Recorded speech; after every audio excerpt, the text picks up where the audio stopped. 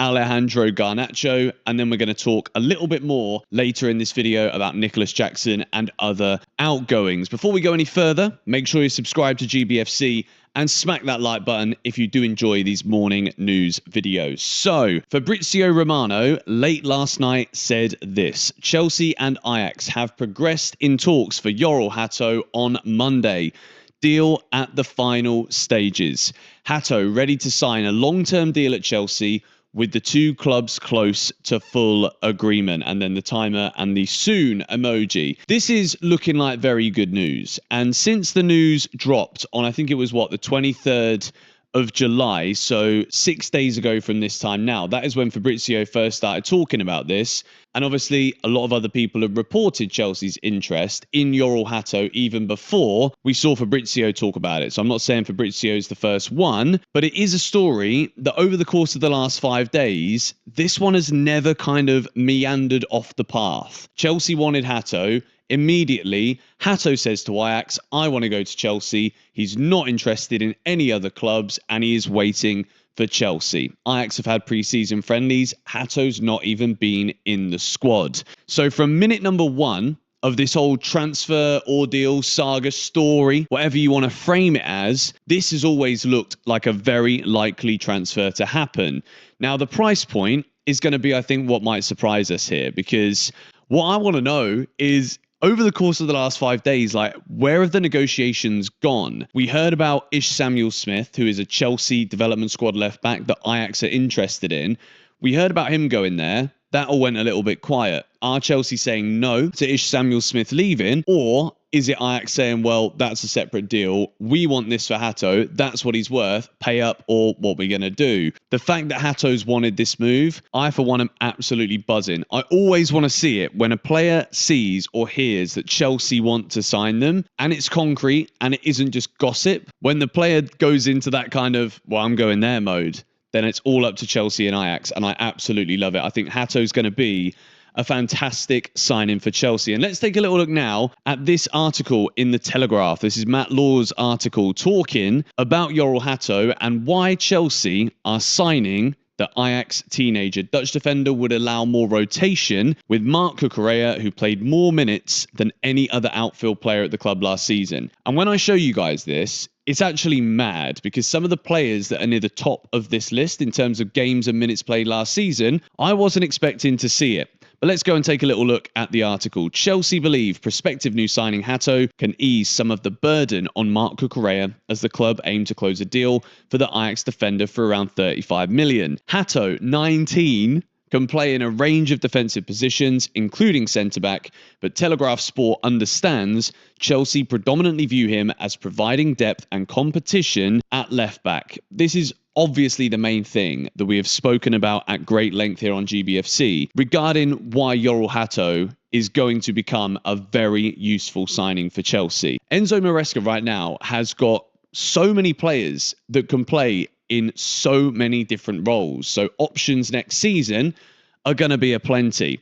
Cucurella played more minutes than any Chelsea outfield player last season, including the Club World Cup, making 54 appearances in total, 4 more than midfielder Moises Caicedo. So if we take a little look here, these are the player minutes and games played last season for Chelsea, including the Club World Cup. Marc Cucurella is number 1, Caicedo, then Palmer, Enzo Fernandez, Colwill, Neto, Tosin and Gusto, actually very high up on this list. I was not expecting those guys to be there. Like Tosin being the 5th, 6th, 7th? Wait, I can't count. Yeah, 7th most minutes played player last season. Tosin. Thought he was only playing in the Conference League, mate. But there you go. So let's go and take another little look here towards the bottom. The signing of Hato is being made very much with that in mind. In terms of Cucurella, with left back one of the very few areas in which Chelsea saw themselves as being light on numbers and quality. I'm happy that we're kind of getting rid of that idea this summer that because Gusto can play left back or Reece James can play left back, that is not strength in depth. What we're seeing here is Chelsea answering the problems. The fact that Hato can also play on the left side of central defence may also be good news for Levi Colwill, who was 5th on the list of outfield players who played the most minutes last season. but it is Cucurella who will likely see most of the benefit. Chelsea and Yoel Hato, I feel as though we are going to get a here we go of some sorts today. Maybe it's both. Maybe Chelsea have heard everybody saying, wouldn't it be great if we announced 2 Dutch players at once, both Yoel Hato and Xavi Simons? Maybe that happens, but I think the Xavi Simons deal, there might be a little bit more still to do on Chelsea's side. But Hato to Chelsea, I feel as though today is the day. Let's move now into story number 2. Fabrizio Romano is doing a show with The Zone this summer. So we've not only got to look for Facebook, TikTok, YouTube, X, his YouTube, like everything. We've literally got to look everywhere for Chelsea updates. And the Garnacho story, I want to talk at length here about Garnacho a bit because I need to just kind of put something to bed on Alejandro Garnacho. But this is the latest from Fab. Chelsea want both Garnacho and Simons. There is a concrete possibility that Chelsea sign both. For Garnacho, it is something for later in the window.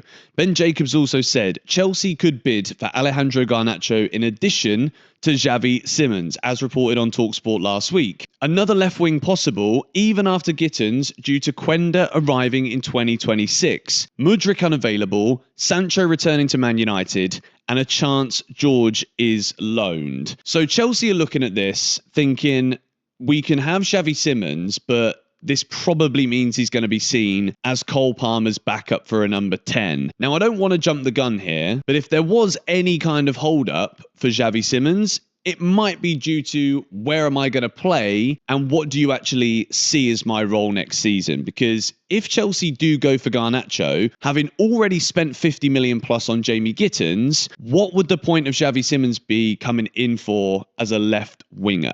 So I think the best place to illustrate whether or not Garnacho is needed at Chelsea is to do this. If we decide that we're going to put Garnacho as an option on that left wing position, which is probably where he would want to play, that means Tyreek George is definitely going. So we'll put a red dot next to his name. So there you've got Simons, Gittins and Garnacho. Then in the number 10 position, you could have Palmer, Simons, Pedro could also have Esteval. And then also on the right wing, Neto, Esteval, Simons, Palmer could also play there too. So every time I go back to this graphic and every time I think about what the Chelsea actually need, I can't help but look and think that Xavi Simons would, could and should be starting on the left-hand side in a 4-2-3-1 for Chelsea, which I think will be still one of the most used formations, even if obviously it looks like a 3-2 in the build-up from defence. So Garnacho here, he would probably replace Tyreek George. I think if it was going to be Garnacho signing, Tyreek George will definitely be going on loan, which is what we have seen here from Ben Jacobs.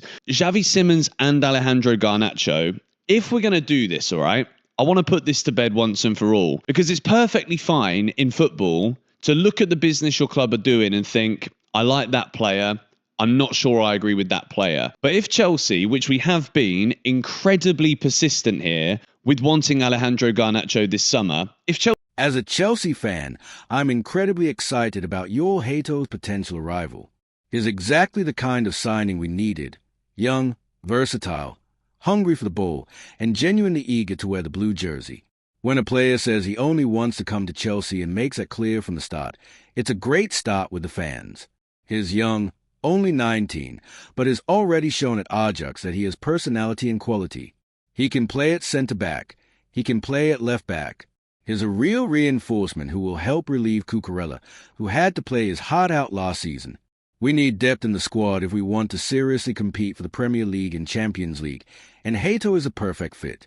Furthermore, seeing the club moving well in the transfer market, looking at players like Xavi Simons and even Garnacho shows that Chelsea has a giant mentality again. Of course, some choices can be questioned, but if the board has confidence, I'll support them as long as these guys are willing to work hard. All in all, the mood is optimistic.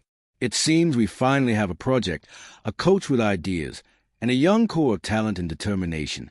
If Hato does close, it will be another step in the right direction. Bring on Fabrizio's Here We Go